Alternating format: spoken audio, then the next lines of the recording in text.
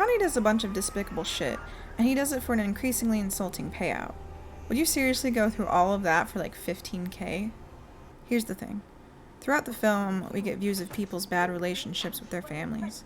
Nick is yelling at his grandma on the prison phone line, Laura and her mom are constantly bickering, and at one point, Crystal's grandma berates her for staring at her phone.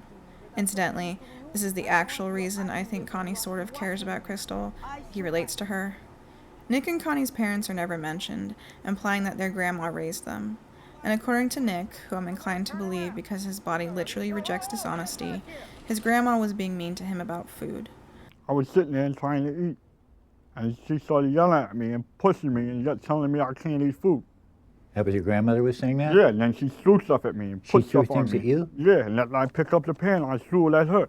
I think we can safely assume that this was Grandma's parenting style throughout their childhoods, and Connie developed a bunch of coping mechanisms to deal with her that happened to coincide pretty well with the criminal skill set.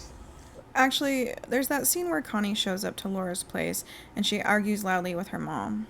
Connie so instinctively retreats to her room to chill with the dogs, implying he's spent his whole life with the inescapable stress of people screaming in the house, likely Grandma and Nick.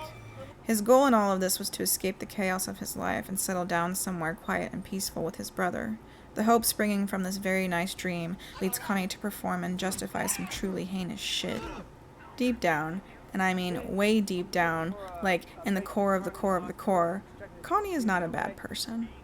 There's an old woman at the hospital who asks for Jell-O, and Connie gives it to her. He also slurps down what remains in the cup, and between this and Crystal's chicken nuggets, Rob doesn't look like he's getting 3 square meals a day. And again, though he's not willing to fall on his sword for her, Connie does make a small effort to protect Crystal from the cops. Is this the one that was running around? Nah, it wasn't a girl, bro. I don't know what that is. At the end of the day, Connie is willing to do anything and everything for his brother.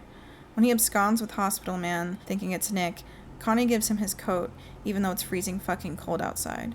And when the cops eventually catch up to him, Connie takes full responsibility for the bank robbery so that at least Nick doesn't end up in prison. Well, in criminal prison. He still has to endure the hell that Grandma set out for him.